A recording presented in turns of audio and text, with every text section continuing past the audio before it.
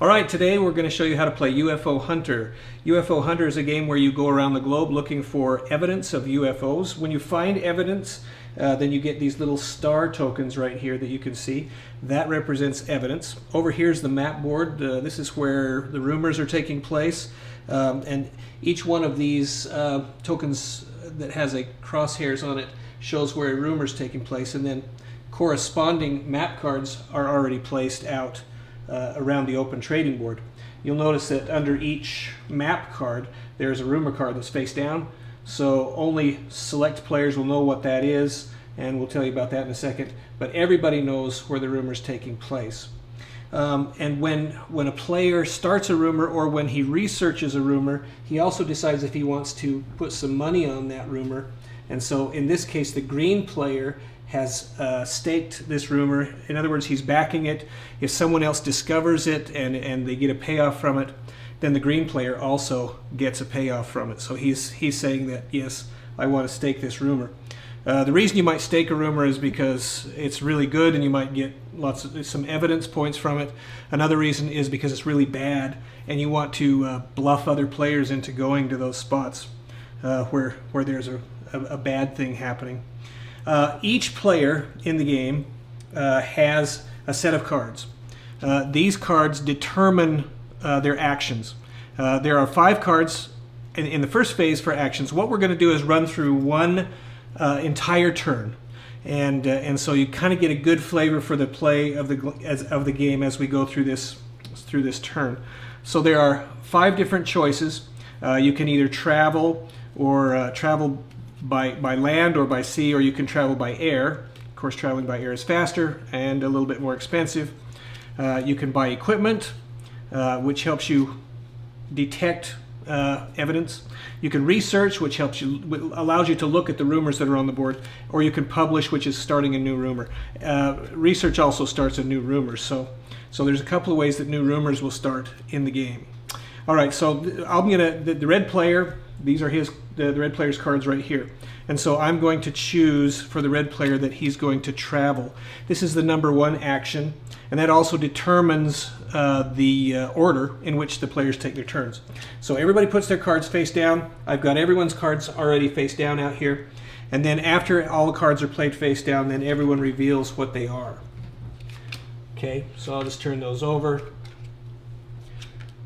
All right, so we look at all the cards. If anyone has duplicate cards, it costs them money in order to take that action. So we have travel here, research, air travel, publish, buy equipment, and research. So there's 2 players doing research.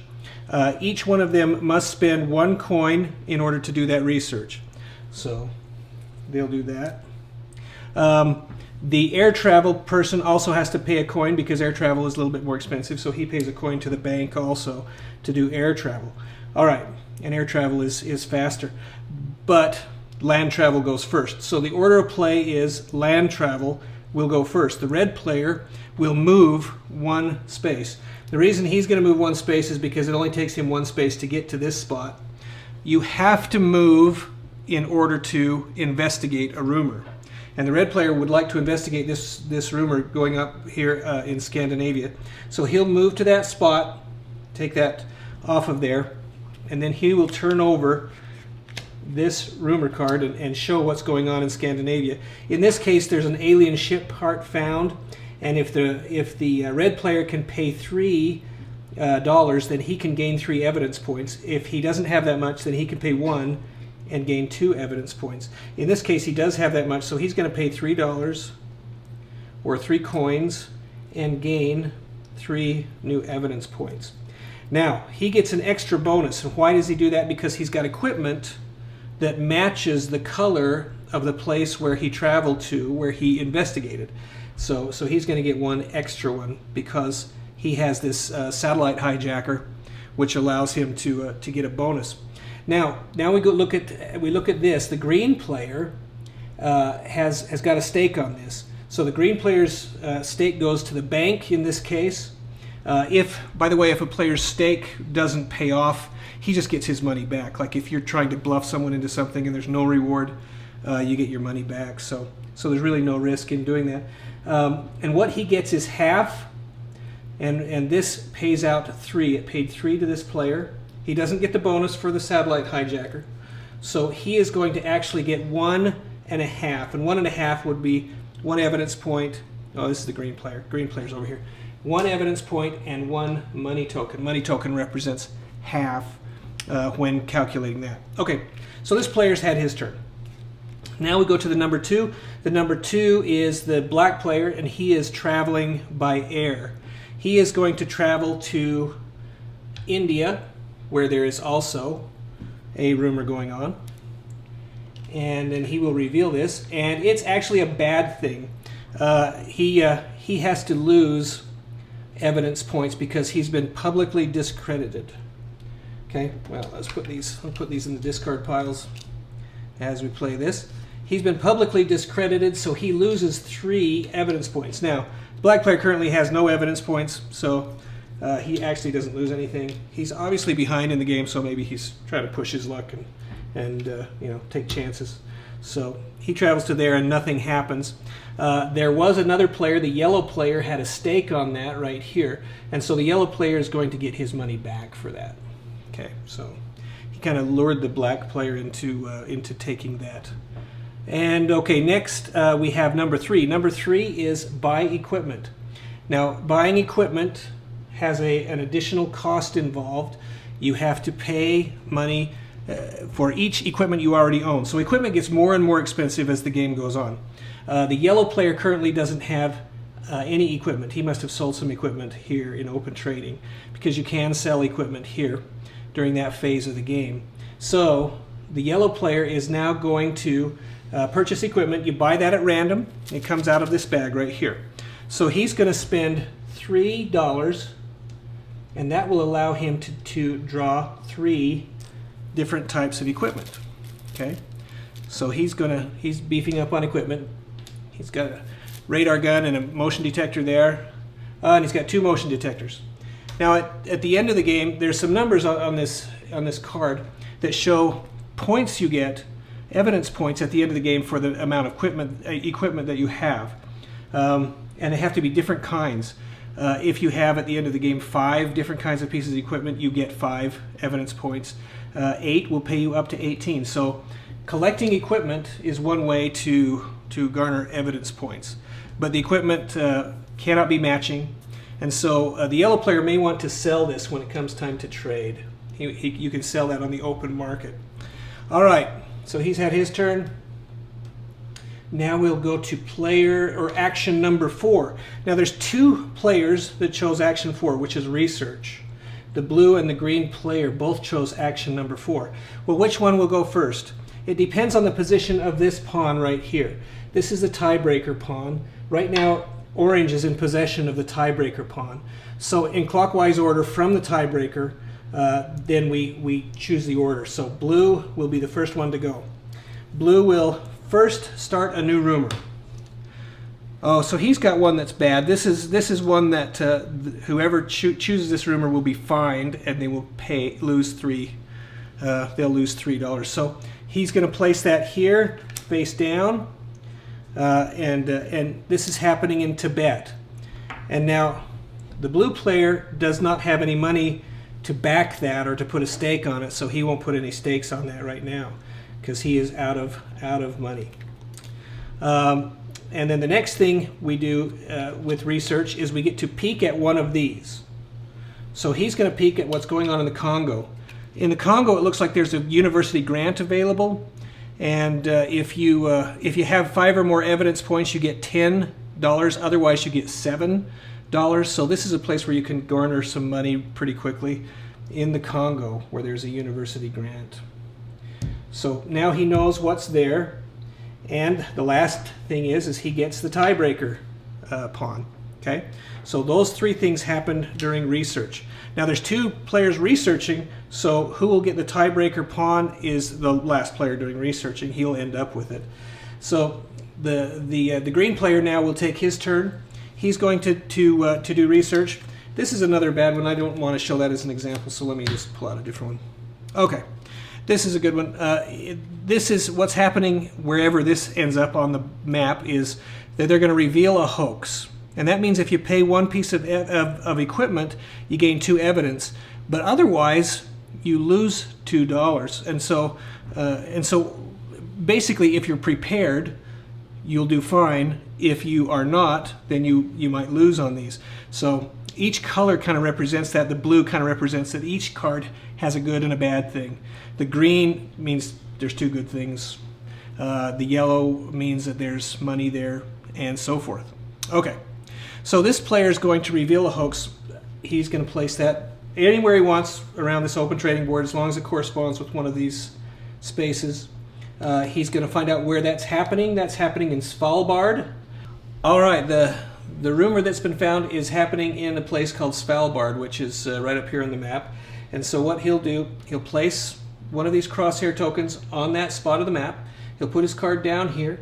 We know that it was a reveal hoax, and so that's what the new rumor that started. The green player knows that. The green player says, you know what, if another person gets that hoax, I still want to get an evidence point from it. So I'm going to put a stake on that and put that right there. The green player also can look at one of these. So he's going to look at what's going on in the southwest United States. He sees that there are rare photos that are found there. And if he has 4 or more pieces of equipment, which he does not right now, then he can gain 3. Otherwise, he loses 1. So he says, you know what? That's probably going to pay off pretty well. It looks like right now the black player has got that staked. I think I'll also stake that. Now the person with the most money on here wins the stake, and no other players can be on there. So he can tie that and they can both be on there. Or if he wants to make change with this, he can put extra. He can put 3 on there, and then this player is out and gets his money back. So he is no longer staking it. So there can be as many stakes on one spot, and everybody can share in that if you want, or you can push somebody out. In this case, the green player wanted to push him out. All right. So the last thing after he's looked at that and he started a rumor. Now notice that you can stake a rumor if you start it or if you just research it. So either way you can stake a rumor. The last thing is he gets the tiebreaker pawn. It goes to there, and we go to the last player of this round. The last player of this round is the orange player. The orange player has decided to publish a new rumor. So that's played the same way as research. This particular rumor is a hostile encounter. You have to know an arms dealer to have weapons to defeat this hostile encounter. And in this case, you actually have to know 2 arms dealers. But the payoff is very good. The only player right now that even knows an arms dealer is the red player. These hexes are your contacts, and the red player knows an arms dealer. So, but he doesn't know enough yet. So, if any of these players were to go to this, they would not be able to get this benefit. Otherwise, they would lose money and or equipment, their choice, 4 of them. But the payoff is very good if they're prepared, that they'd get 6 evidence points. Well, that sounds like a good one to stake. So the orange player is going to place that face down. Again, he can put that anywhere that corresponds with one of these. That's taking place in the Hudson Bay area, which is the map card that goes up. He's the only one that knows that, so he is going to put a stake on that. He's only got 1 coin right now, so he's going to put that on orange, on the orange spot. So if another player goes there and wins that encounter, he will actually get 3 evidence points. So it's a nice payoff for him. And now because he published a paper, this symbol right here means you start a rumor, and then the next one you get 5 coins. So because he published a paper, now he makes money. So he has got money to go forward.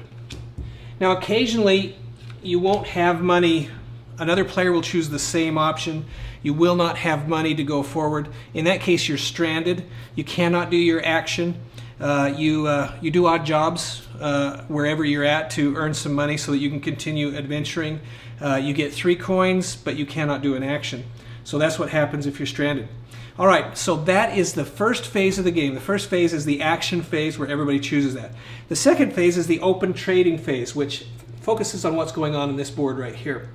This is where people acquire contacts and where they acquire whatever is in the open trading board. In this case, there's a couple of pieces of equipment there. So each player will decide how much money they want to bid on those things.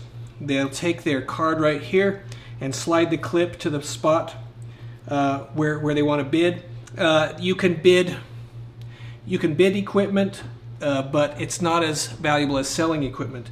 If you use equipment to bid with, it only counts as one. If you sell it, you have an option to sell here during open trading. If you sell it, then it'll give you 3 coins back. So this the red player is going to bid 1. He's got 1 coin, and maybe he's going to bid that telescope too. So he's going to bid 2 because he kind of sees that he can actually get 2 more pieces of equipment. So really going to be no loss if he bids 2. All the players have got their bids in. Then everyone reveals what their bid is. So let's turn those over. Okay, so everyone reveals their bid. In this case, the highest bidder is the black player. The black player has bid 5. So he gains the benefactor, and the benefactor gives you an extra coin if you become stranded. He's also got an aviator that lets him fly farther, and he gains these 2 pieces of equipment. But he pays 5 for those things. That goes in the bank. All right. Now around the board there's another option. This blue player has decided to sell. He wants to sell some of his equipment because he's got no money. So he's tired of that, and so he's going to throw in 2 pieces of equipment into the open trading, and he's going to gain 6. And then we draw a new contact for the next open trading phase. This contact happens to be an inventor. That means when you buy equipment, the inventor is going to make you an extra piece of equipment, so you get to draw an extra one if you have the inventor. So anyway, that is a round of UFO Hunter. And so anyway, appreciate you watching, and hope you enjoyed it. Thanks.